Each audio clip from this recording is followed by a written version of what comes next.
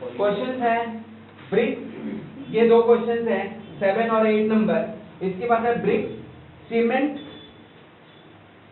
Etcetera for rupees 1,20,000 1,20,000 and timber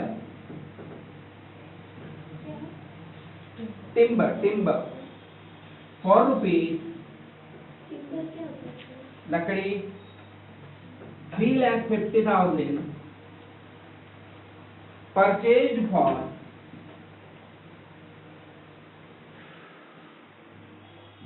construction of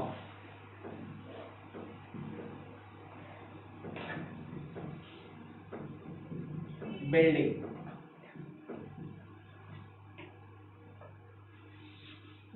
Purchased for construction of building and payment made by check and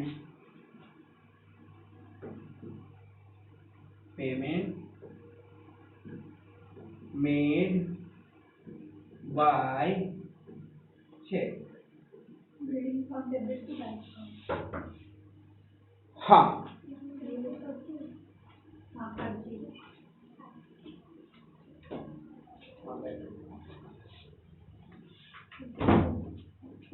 एक minute आना। हाँ वहाँ बैठ जाओ, थोड़ा पढ़ा लें, तब तक तुम वाईफाई ऑन करके टाइप खोलो।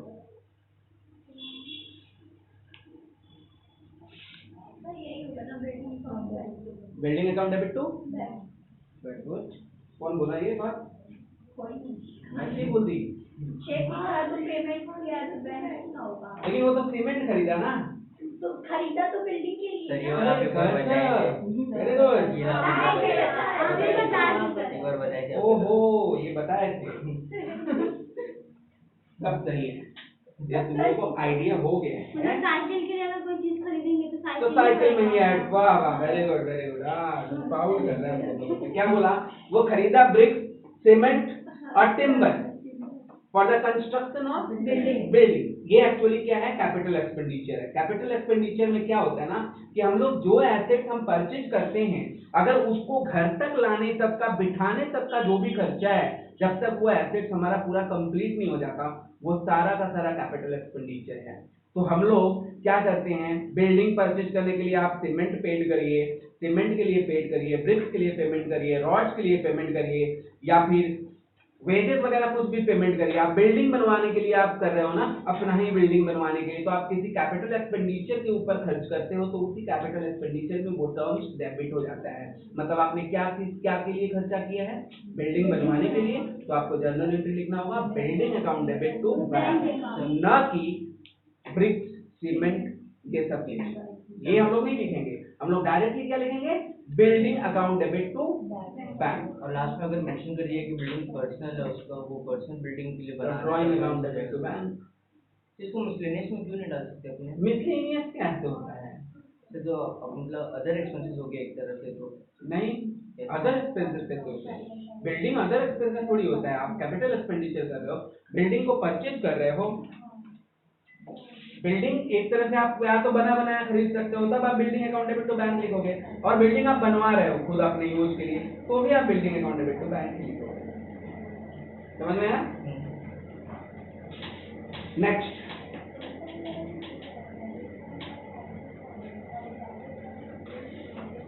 मार्क्स कहाँ गया? ये मार्क्स यूज करिए, कोरोना से बचिए।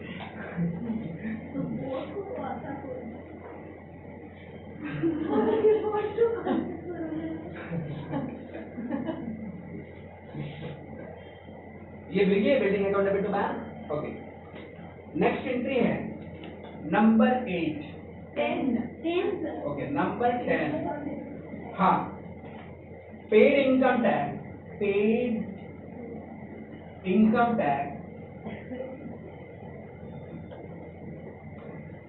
for rupees 10,000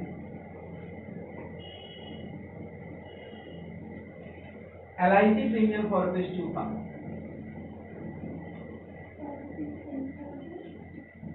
LIC premium for ₹2000। क्या पेड किया आपने? इनकम टैक्स और इनकम टैक्स। और LIC प्रीमियम क्या है? पर्सनल है, सर है ना? इनकम टैक्स भी पर्सनल है, इनकम टैक्स भी पर्सनल है। ड्राइंग अकाउंट टू कैश हो जाएगा। Drawing account debit to cash account. समझ में आया? नहीं, देखिए इनकम टैक्स हमारे इनकम पे, पर्सनल इनकम पे लगता है, और LIC प्रीमियम मतलब लाइफ इंश्योरेंस प्रीमियम है, वो चाहे हम अपना दें, अपनी वाइफ का दें, अपने बच्चों का दें, किसी का भी दें, जो कि लाइफ इंश्योरेंस प्रीमियम है। तो ये दोनों बिजनेसमैन का पर्सनल एक्सपेंडिचर है, चाहे वो इनकम टैक्स हुआ, चाहे वो LIC प्रीमियम हुआ, चाहे वो किसी भी तरह का पेंशन स्कीम में डिपॉजिट करता है। क्वेश्चन में ये भी लिख सकता है कि वो किसी भी पेंशन स्कीम में डिपॉजिट करता है, म्यूचुअल फंड में जमा करता है, सेविंग स्कीम में जमा करता है, व्हाटएवर। क्वेश्चन घुमाने के लिए कुछ भी लिख सकता है। जो हमारा ड्राइंग्स होगा, क्या होगा? ड्राइंग्स होगा। तो यहाँ पे हम लोग एंट्री क्या लिखेंगे? ड्राइंग्स अकाउंट डेबिट, क्योंकि वो उसका पर्सनल खर्चा है, इसलिए ये drawings account debit to cash. अगर कुछ नहीं लिखा है तो कैश लिखेंगे। जनरली ऐसे पेमेंट बैंक से होते हैं, लेकिन नहीं लिखा है तो हम लोग अभी नहीं सीखे कि कैश लिखेंगे। ओके, ऐड करके अमाउंट लिख दीजिए 12,000। हाँ, ऐड करके अमाउंट लिखेंगे 12,000। Question number 11, purchase goods from Amar. Purchase goods from Amar and company for ₹40,000. Let's trade discount 15%. Let's trade discount 15% plus 9% CGST and 9% SGST। ये तो तुम बता दो।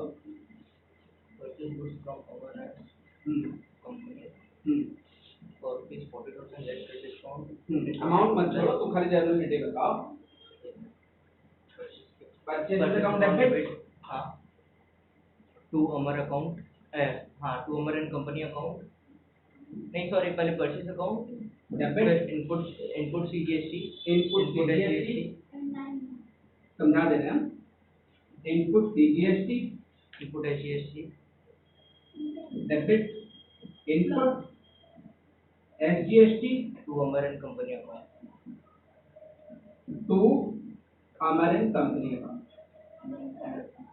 चलिए, GST का मतलब तो तुम लोगों को पता ही है, गुड्स एंड सर्विस टैक्स। ये एक इनडायरेक्ट टैक्स है ना, जो 18% लगता है, तो आधा मोदी जी लेते हैं और आधा ममता जी, है ना। तो यहाँ पे 18% है, 9% मोदी ने लिया और 9% ममता ने लिया। कि SGST मतलब ममता, स्टेट गवर्नमेंट, और ये सेंट्रल गवर्नमेंट। कितना है टोटल? 40,000 है ना। 40,000 है। 40,000 का पहले तो 15% ट्रेड डिस्काउंट लेस कर दीजिए, क्योंकि ट्रेड डिस्काउंट के बारे में हम लोग समझे थे लास्ट डे कि ये छलावा होता है बिजनेसमैन का। 36,000 का तो 40,000 का 15% पहले लेस करिए, 6,000, 6,000। 40,000 में से 6,000 को घटा के कितना बच गया? 34,000। यहाँ पर पहले लिख दीजिए 34,000, वो सिर्फ कैलकुलेट किया जाता है, ठीक है ना। फिर 34,000 का 9% कैलकुलेट करिए, 3,600 है सॉरी 3,060 3060, और फिर ये भी 9% होगा 3060। टू अमेरिकन कंपनी में कितना आएगा बताइए? 34,000 प्लस 3060 प्लस 3060 कितना है? 40,120। 40,120। तो CGST और SGST रहे ना, तो इनपुट लिखना है, परचेज होगा तो, और सेल होगा तो वो आउटपुट CGST और SGST होगा, वो क्रेडिट होगा। क्लियर? नंबर 11। अब हम लोग करेंगे नंबर 12।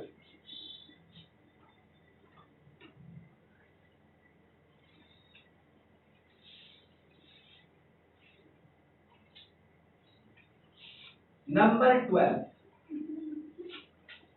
12 नंबर में है furniture costing. Furniture costing ₹500 was used for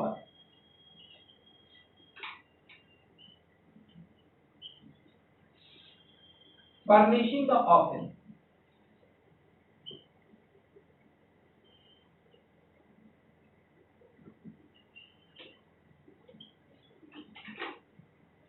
bracket में dealer of furniture.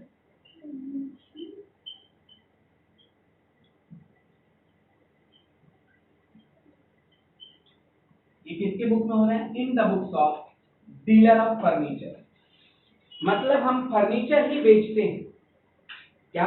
Furniture he cell करते हैं। मेरा मेन काम ये है कि हम फर्नीचर ही बेचते हैं। लेकिन उसने क्या किया, 500 रुपया का फर्नीचर का ही यूज किया अपने ऑफिस के डेकोरेशन। हम किस चीज के ट्रेडर हैं? फर्नीचर ही बेचते हैं।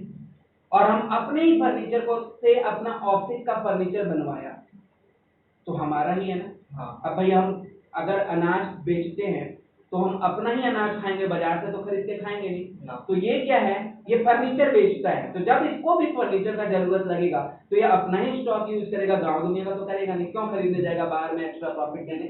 नहीं जाएगा ना। तो ये अपना फर्नीचर बेच रहा है। तो ये क्या कर रहा है, furniture costing 500 was used for the furnishing the office. अपने ही ऑफिस के लिए तो हम लोग लिख रहे हैं ऑफिस फर्नीचर अकाउंट डेबिट, क्योंकि ये फर्नीचर बनवाया, पर्सनल यूज के लिए नहीं बनवाया, ये अपने खुद के लिए बनाया। तो office furniture account debit to purchases, क्योंकि इसका जो परचेजेस इसलिए वर्ड हम यूज कर रहे हैं क्योंकि ये फर्नीचर डीलर ही है और ये अपना ही फर्नीचर यूज करेगा तो इसका स्टॉक कम होगा, और इसका स्टॉक कम होगा तो to purchase, word to purchases. किसी भी रीजन से इसका स्टॉक कम हो रहा है तो वो परचेजेस से एडजस्ट होता है, परचेजेस से माइनस होता है। क्लियर है? 12 नंबर हो गया।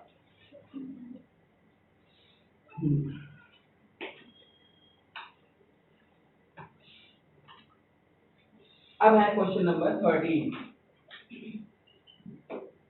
Rent due to landlord.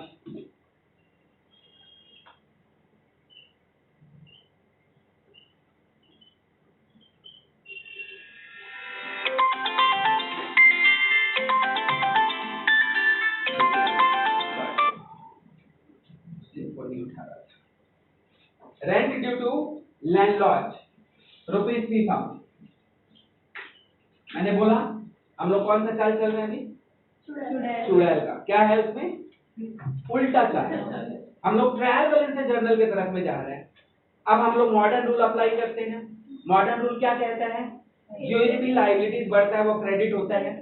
Rent due मतलब लायबिलिटी आपका इंक्रीज हुआ तो आउटस्टैंडिंग रेंट आपका लायबिलिटी हो गया, और एक्सपेंसेस बढ़ता है तो डेबिट होता है। भाई एक्सपेंसेस तो बढ़ ही रहा है, आप पेड करिए या ना करिए एक्सपेंसेस तो बढ़ ही रहा है ना। तो यहाँ पे रेंट आपका बढ़ा कि घटा? बढ़ा। तो हम लोग एंट्री क्या लिखेंगे? Rent account debit to outstanding rent. Yes, to outstanding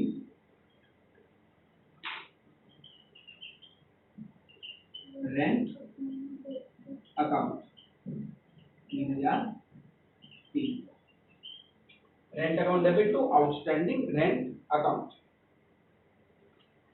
journal number 40, a sum of ₹1,000 previously written off as bad. Yes. तो कुछ बोला नहीं, previously written off as bad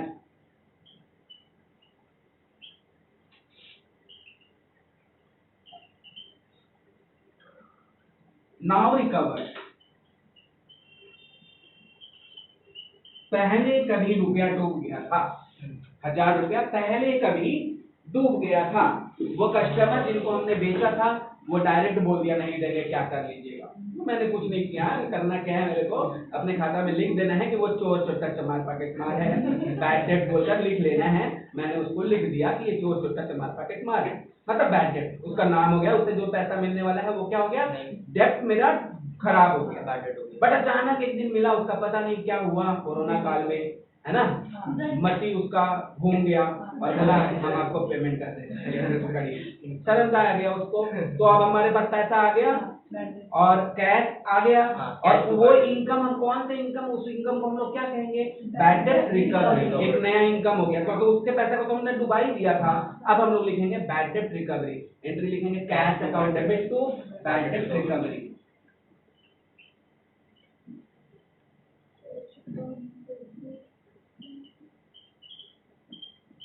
बड़ा मजा आता है पैसा मिलता है तो।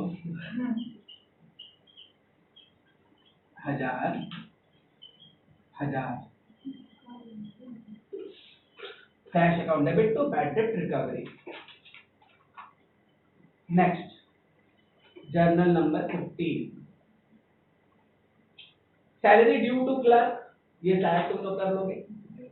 ड्यू मतलब आउटस्टैंडिंग है, बाकी है salary due to clerk, yes salary account debit to outstanding salary, कर लीजिए salary account debit to outstanding salary.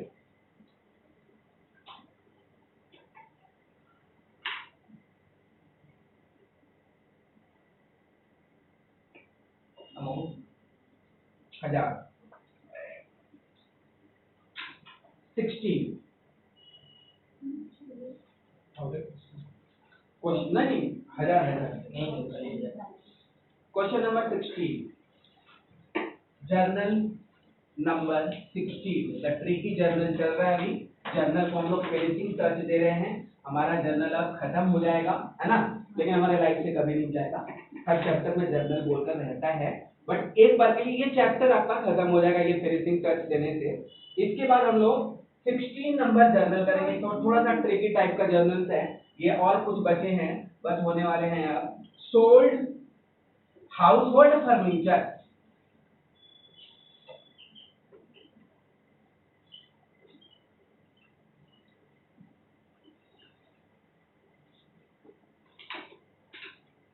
For rupees 20,000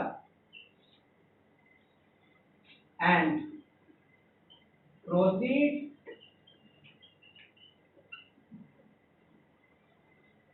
deposited into bank, deposited into bank. Bank मतलब हमारा बिजनेस का बैंक, जो करंट अकाउंट है उसमें इसके प्रोसीड्स को हम लोगों ने जमा कर दिया। कहाँ का फर्नीचर बेचा, हाउस होल्ड, उसका जो भी पैसा रिकवर्ड हुआ वो कहाँ डाल दिया हम लोगों ने, बिजनेस के बैंक में।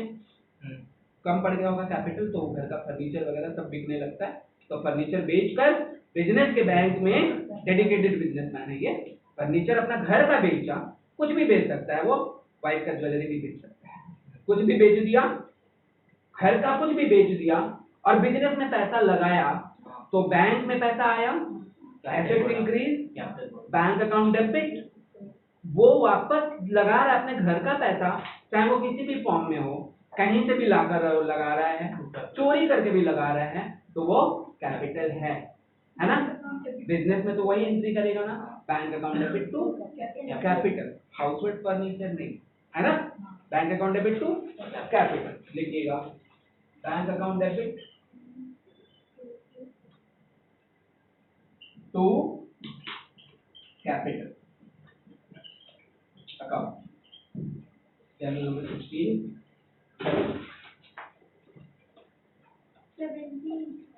अब हम लोग 17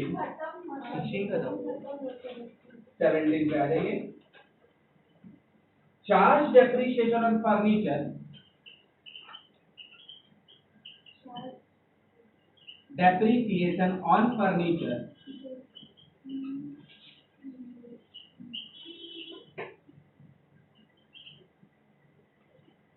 at the rate of 10%, value of furniture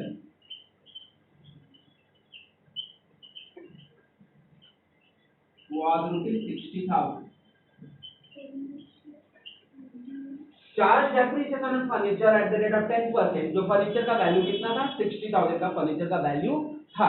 तो हम लोग एंट्री क्या लिखेंगे? Furniture to depreciation to furniture. Depreciation एक तरह का लॉस होता है, एस्टिमेटेड लॉस होता है जो हम लोग मान लेते हैं, और ये हमारा हो गया लॉस। लॉस इंक्रीज हो रहा है मॉडर्न रूल के हिसाब से, लॉस इंक्रीज हो रहा है। और आप गोल्डन रूल के हिसाब से देखिए तो all losses and expenses are debit, तो यहाँ पर ये डेबिट होगा। और टू क्या चीज से बढ़ रहा है, ये क्या चीज से घट रहा है? फर्नीचर से। जो भी एसेट्स है अगर वो घट रहा है तो वो क्रेडिट होगा, क्योंकि ये मॉडर्न रूल ये कहता है एसेट्स अगर डिक्रीज करेगा तो वो क्रेडिट होगा। और 60,000 का 10% 6,000। सर 60,000 10%। 6,000 60,000 का 10%।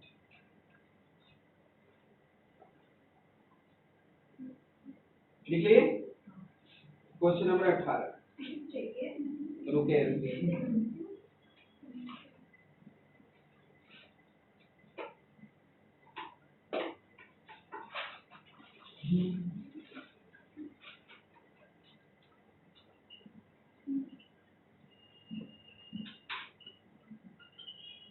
supplied goods costing rupees 500 to Ramesh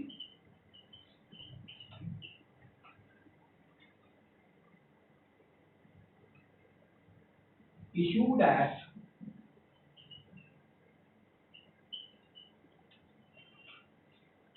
20% above cost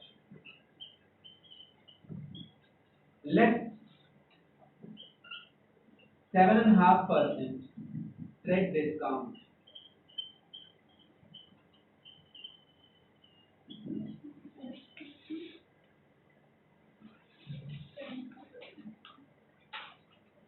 ये लिख लिए क्या? सप्लाइड गुड्स मतलब किसी को तुमने गुड्स बेचा है। किसको बेचा है? रमेश को बेचा है। कितना का गुड्स था? कॉस्टिंग है, बट हम लोग कॉस्ट पे नहीं बेच सकते, हम लोग प्रॉफिट पे बेचते हैं। कॉस्टिंग कितना था? 500, है ना? 20% अबव कॉस्ट, तो हम लोग पहले इसका प्राइस कैलकुलेट कर लेते हैं। 500 का कॉस्ट था, 20% 500 का कितना होता है भाई? 100 रुपया। तो 600 का माल बेचे, लेकिन 600 में नहीं बेचे, 7.5% हम लोग डिस्काउंट दे दिए, जो कि छलावा है। क्या है? ट्रेड डिस्काउंट छलावा है ना, तो इसका 7.5% माइनस कर लीजिए, है ना? माइनस कर लीजिए, तो 7.5% इसका कितना होता है? 50। कितना होता है? 45।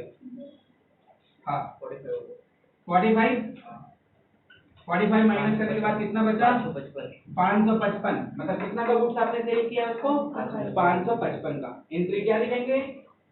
रमेश अकाउंट डेबिट, क्योंकि यहाँ पे नहीं लिखा है कि कैश में हुआ है, तो हम लोग मान लेंगे कि रमेश को क्रेडिट में ही सेल किया है और ट्रेड डिस्काउंट रिकॉर्ड होता नहीं है। Ramesh account debit to sales account 555।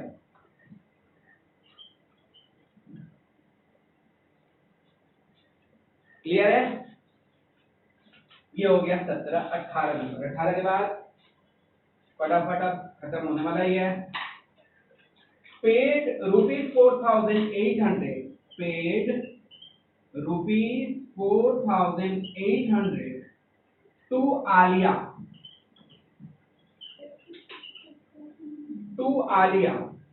in full settlement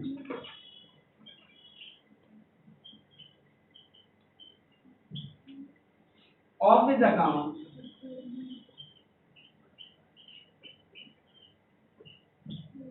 of ₹5,000।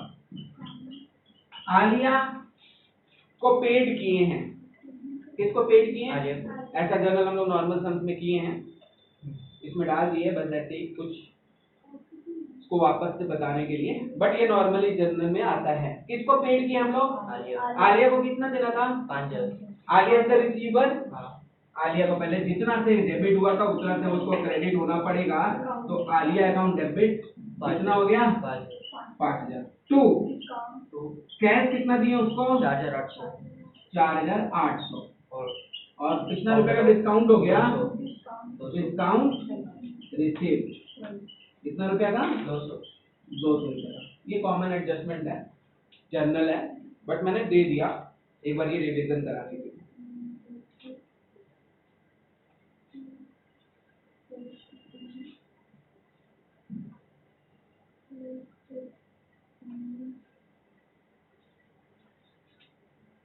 Next है 20 नंबर, रिसिप्ट ₹9,500 फ्रॉम परिणीति। तुमने कुछ खाई है? हाँ सर, खाएगी क्या कुछ? ऑनलाइन करके ही निकला था।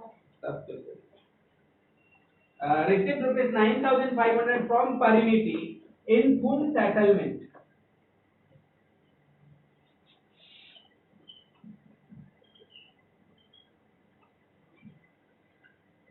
Offer account of ₹10,000. Offer account of ₹10,000. इसका भी जर्नल आप लोग कर ही सकते हो। अपोजिट एंट्री ये भी कॉमन है। एंट्री क्या लिखेंगे हम लोग? Cash account debit, discount allowed account debit. Just to revision के लिए हम लोगों ने डाला है इसको ट्रिकी जर्नल में, टू परिणीति। परिणीति से कितना चाहिए था हम लोगों को? मिला कितना?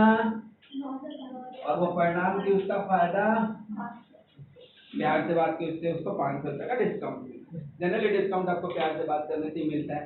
चिल्ला के बोलोगे नहीं हम इतना ही देंगे तो वो नहीं करेगा, है ना। तो ये हो गया भाषा का मूल्य। वो 500 रुपया वो अच्छा भाषा बोली तो उसको मिला, और वैसे भी वो परिणीति थी, परिणीति चोपड़ा।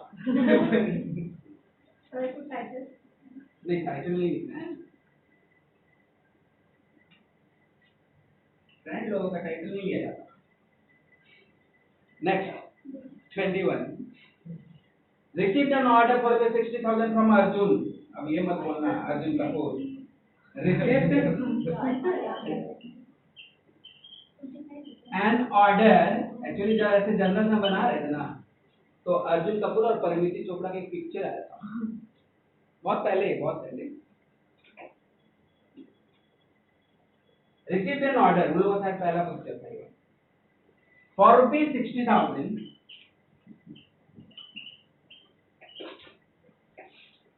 फ्रॉम अर्जुन। क्या लिखेंगे?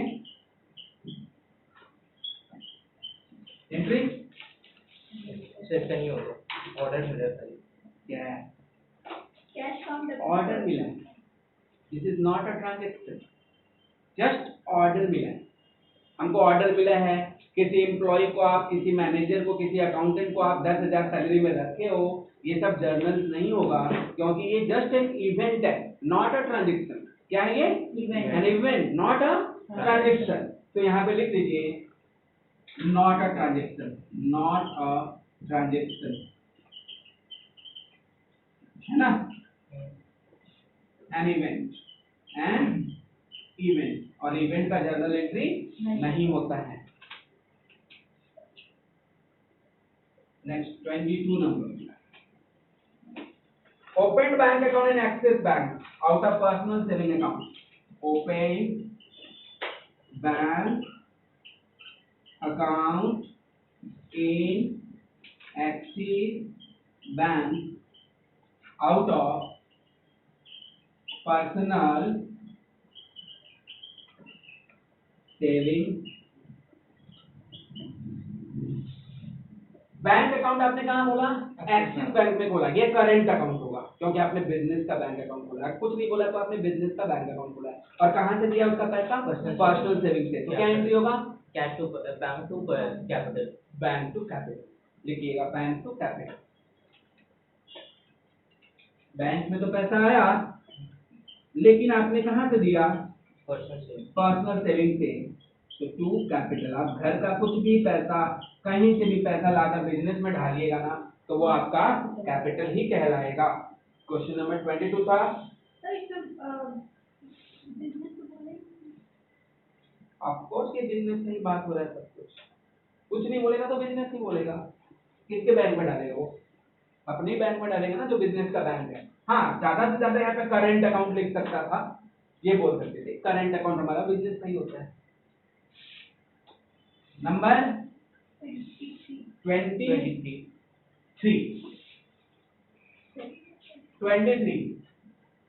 Transfer money from corporation bank to Vijaya bank.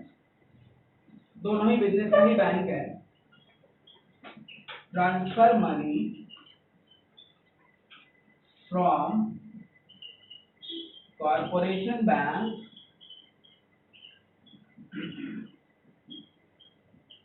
To Vijaya bank ₹1,00,000। ये तो बड़ा इजी है। पैसा कहाँ आया? कौन से बैंक में? कोई भी बैंक में ऐसे मतलब तो है, जब दो बैंक होगा तो मतलब तो है। दो बैंक अकाउंट है ना एक बिजनेसमैन का, तब मतलब अच्छा है। फ्रॉम एक ही बैंक होगा तो उसको बैंक कह सकते हैं, है ना? जैसे होता है ना, वो भाई है तो एक ही भाई है तो भाई बोल दो तो उससे इंडिकेट हो जाता है। लेकिन दो भाई है तो वो आप सामने वाला क्वेश्चन पूछता है कौन सा भाई, है ना? तो सेम चीज है, इसके भी दो बैंक है। पैसा कहाँ गया? कॉर्पोरेशन बैंक से कहाँ गया? ऐसे लिखेंगे Vijaya bank account debit to corporation bank account.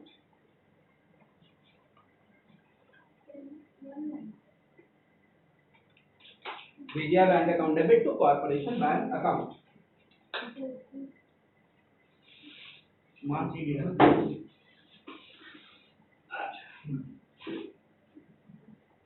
23 हो गया, बस अब दो को बचा है।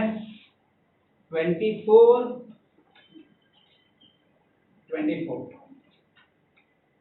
Check received from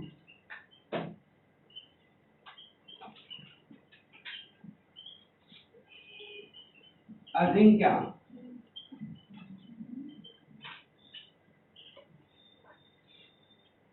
for ₹10,000। के Ajinkya Ajinkya for ₹10,000 kept in the cash box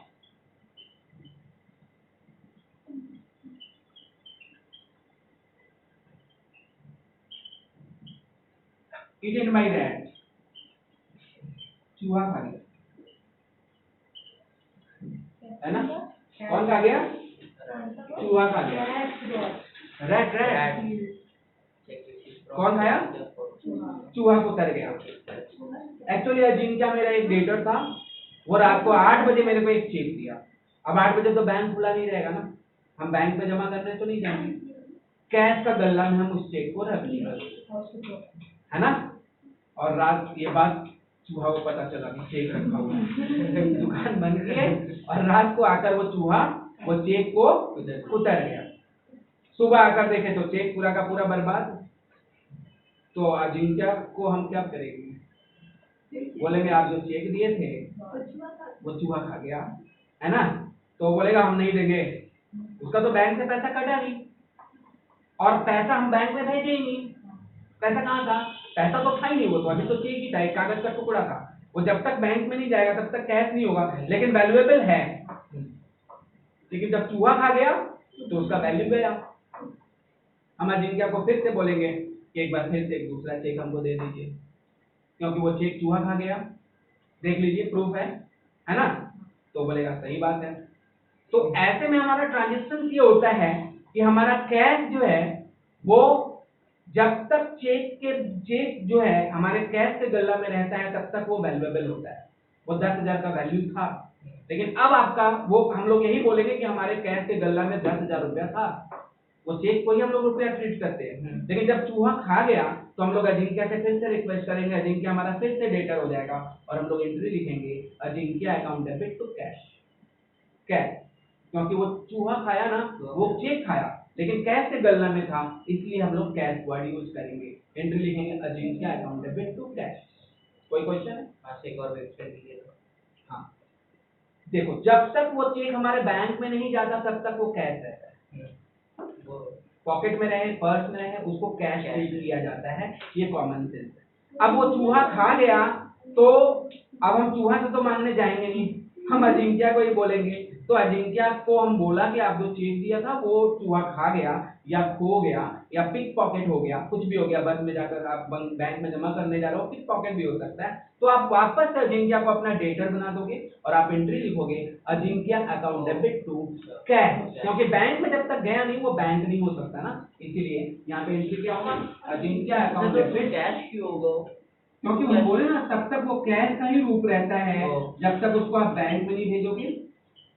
Ajinkya account debit to cash account, ये हो गया एंट्री नंबर 24। तो अगर टू कैश होते तो यहाँ पे फिर हम अजिंक्य को कैश दे रहे, Ajinkya account debit to cash, तो फिर यहाँ तो कैश दे नहीं रहे हो, मतलब चेक दे रहे हो। एक्चुअली क्या है ना कि मॉडर्न रूल के हिसाब से जब आपको चेक दिया था तो आपका एसेट्स बढ़ गया था, वो कैश का बॉक्स में जितने भी रुपए रखे रहते हैं वो कैश ही काउंट होते हैं। तो मान लो कि इसमें 2000 रुपया कैश था और 10,000 का चेक था, तो आप घर जाते समय उसका हिसाब करोगे कि इसमें 12,000 रुपया था। अब तुम कैश तो वापस तुमको मिलेगा नहीं, लेकिन कैश की गल्ला में था ना वो पैसा, तो वो आप 12,000 रुपया 10,000 रुपया तुमको क्रेडिट करना पड़ेगा और एंट्री क्या होगा, Ajinkya account debit to cash. और ये भी हो सकता है पिक पॉकेट भी हो सकता है, रास्ते में जाइए कोई पॉकेट मार लिया तो वो भी आप ऐसे ही एंट्री करोगे, क्योंकि जब पैसा मिला था तो आप अजिंक्य को क्रेडिट किए थे, अब उसको आप डेबिट करोगे, Ajinkya account debit to cash. ऐसे अगर चेक डिसऑनर हो जाते तो ऐसे ही ऑपोजिट हो जाता, हाँ Ajinkya account debit to bank हो जाता अगर चेक डिसऑनर हो जाता तो। नेक्स्ट है last, receipt from salesman.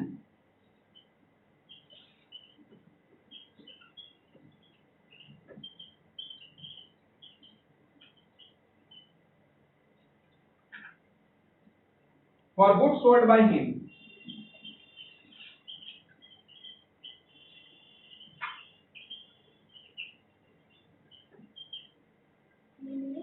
sold by him after deducting his commission, after deducting his commission of rupees 150,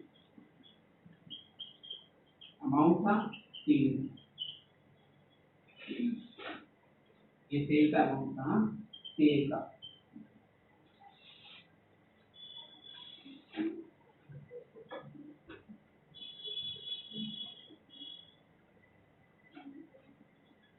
cell नहीं, बस ये 3,000 लिखिए, सेल को हटा दीजिए।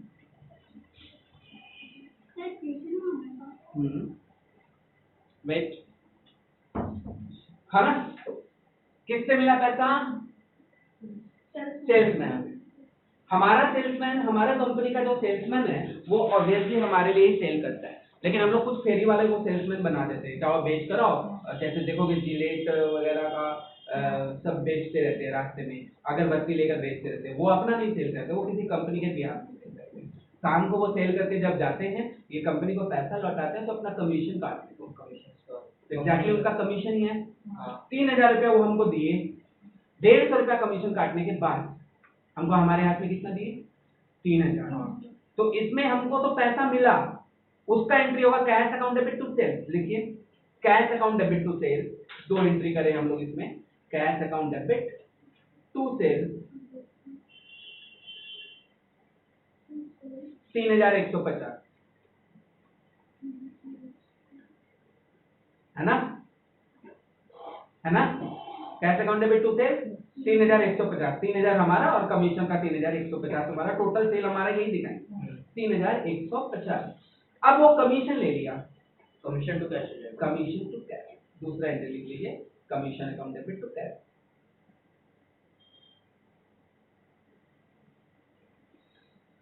है ना, या इसका हम लोग सिंगल एंट्री में लिख सकते थे, कंपाउंड एंट्री लिख सकते थे, cash account debit commission account debit to sales. तो फिर ये जो अच्छा कमीशन में 150 आया था और टू सेल्स में टोटल हो जाता 3,150, क्लियर है, इसमें 150 हाँ इसमें 150 करेंगे, ठीक है। ये बच्चा जैसा जनरली 2 पार्ट में करती है और वो थोड़ा सा हाई फाई है, cash account debit commission account debit, to sales कर दिए, कैश में आप 3,000 कर दीजिए, कमीशन में 150 कर दीजिए और टू सेल्स में 3,150 कर दीजिए। क्लियर है, समझ में आया। तो ये रहा आपका 25 ट्रिकी जर्नल, ठीक है ना। एक मिस हो गया डिसऑनर वाला, बस वो ऐसे देखो बहुत सारे जर्नल्स हैं, बस ऐसे ये 25 जर्नल्स आप कर लोगे ना तो आपका जो थिंकिंग एबिलिटीज है ये काफी बढ़ जाएगा। कितना नंबर है? 18 नंबर आपको फिर से समझा देते हैं, वीडियो क्लोज कर ले। हाँ